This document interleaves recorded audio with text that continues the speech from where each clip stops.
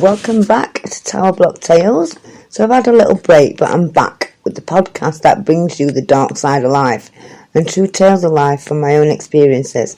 And today we're going to kickstart it off with the industry I've been in for 25 years. And we're going to talk about, of course, the sex industry and all the different ways to work within that industry and all the numerous ways, that we can sell sex, where to advertise, what's the difference in each one, tips to keep safe, just general tips, how to get a job, where to look for a job, etc., all that sort of stuff. So today we're going to cover the one that most people picture when they hear the word prostitute, and that's the red light district, street workers, whichever you want to call it. We're going to learn the dangers of them. We're going to tell you that I'm going to let you know about the laws of the sale of sex.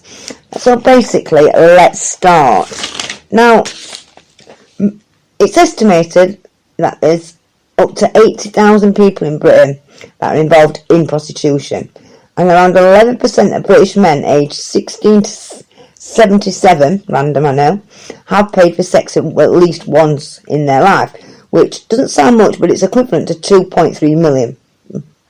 Some people are still under the impression that it's illegal to work as a prostitute, and that, it's a criminal offence to sell sex for a living. Well, it's a very fine line, basically, but it's 100% legal to sell sex, and it's absolutely not a problem for you to do this. But this is where it comes in. It is illegal in these related areas. So, it's illegal under the Sexual Sex Offence Act for soliciting, so that's trying to get clients on the street. That could be other public places, including a car, so it's soliciting the sale of sex, which is illegal. Paying for the services of a sex worker who's been forced into prostitution or threatened into it. Owning or managing a brothel where it is used with more than one person working. Pimping, which is someone who has control over sex workers and their money.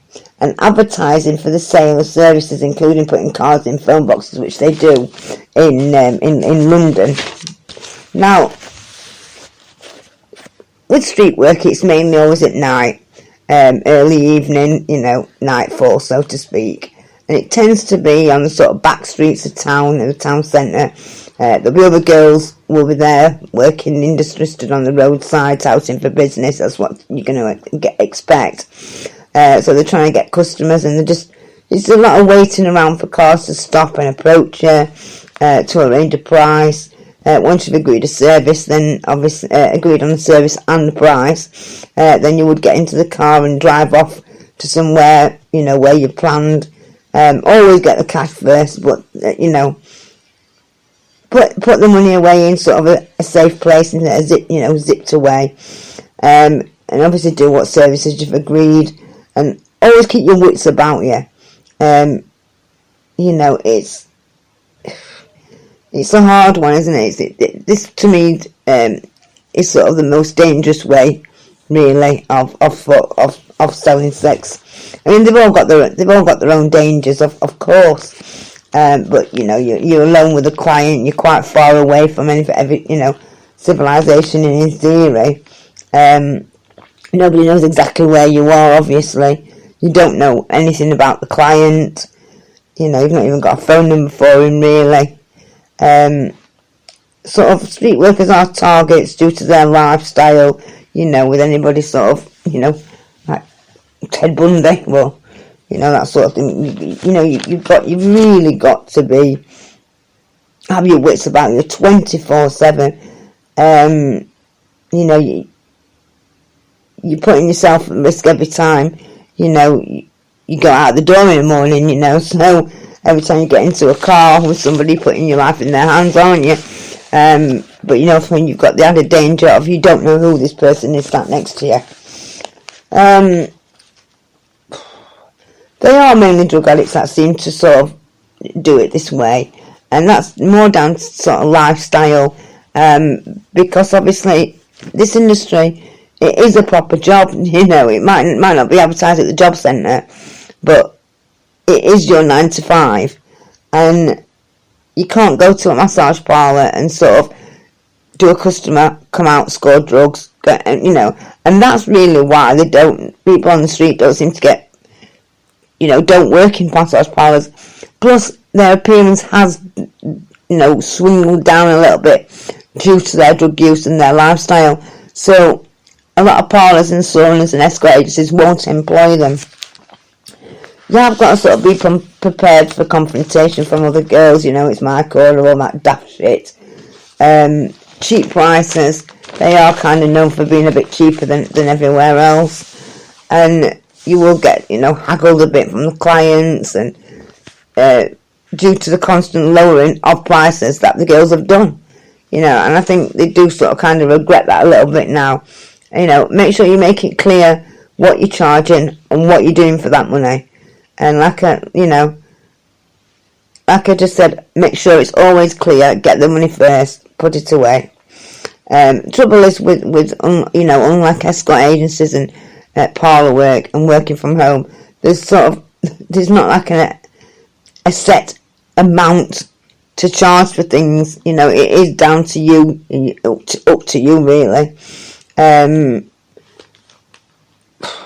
It is kind of, like I say, one of the cheapest ways to sort of go and get a service is down there. But then the turnover's obviously a lot more higher than, say, if somebody's paying like £100 for the hour. So, you know, with street work, you are just sort of getting into a car, doing a service, either oral or sex, and getting dropped back off. I mean, so it swings and roundabouts, doesn't it? You know, you can sort of earn money, but how long you'll be out there, I don't know. It's difficult. I mean, you don't have a website saying, I'll be stood down there at 7 o'clock. You know, it is literally, you don't need to advertise. You know, you literally just go and stand down there, and you know, people who are looking for sex know that their girls are there, and that's it. I mean, I'd never promote the sex industry as a perfect job.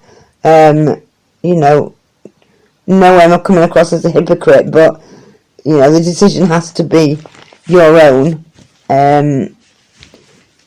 But if you have decided to go into the industry, I wouldn't say this would be the ideal sort of option to choose from.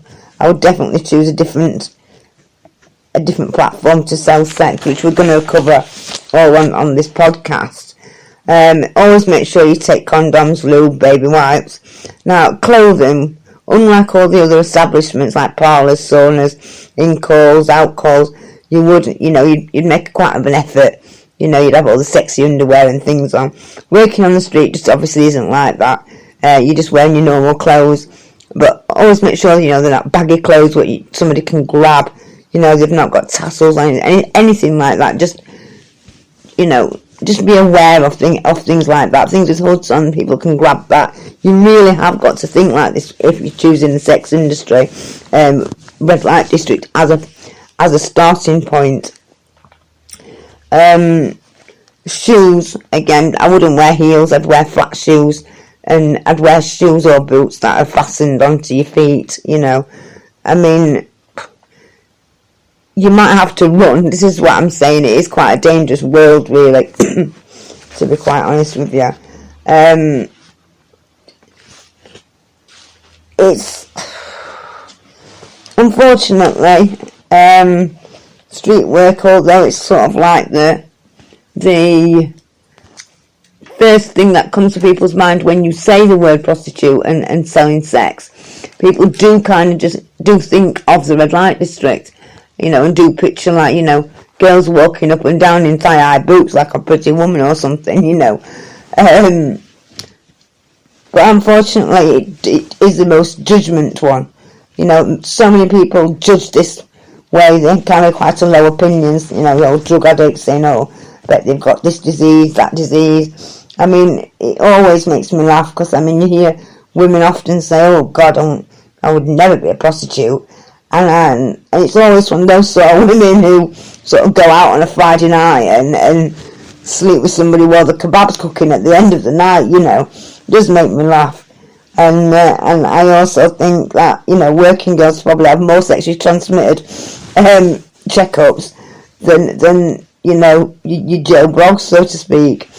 But each to their own opinion, and I've come up against a lot of people, you know, and that is sort of the main one that always sticks in my mind when I think, good God, no, that double standards, is there? But, you know, so basically we're going to sort of cover in this few episodes, we're going to sort of cover, like I say, each different way of selling sex. So we're going to cover escorting independently and for an agency. We're going to cover working from home, travelling, touring, all the different ways, parlour work, massage parlours, saunas, what's the difference, like I say, how to get a job there, how to find the advertisement for jobs, how to get a working interview, what to expect on a working interview, and we're going to go right into depth like that. So if you are sort of starting out in the industry, this is kind of the series that you know, the series of uploads that I'm going to be uploading on the podcast. This definitely is for you. Or if you just sort of want to find out more about the sex industry, it intrigues you, then again, this podcast series of uploads are definitely for you also. So, sorry for deserting you for a while, but I have sort of been having a little issue with YouTube. They took a couple of my videos down, so I've had to reload them onto another platform, and it was just, I wanted to bring awareness about drugs, so I was sort of documenting my life and what sort of happens when I'm not making podcasts and YouTube videos. So obviously there was drug use on there, which they took down, and you know, I issued a content warning and everything like that, and they still took it down. So if you want to see that, drop me a comment and I will definitely tell you where to look for it. So, in true fine eye living low style, you don't know how strong you are, guys, till strength is your only option.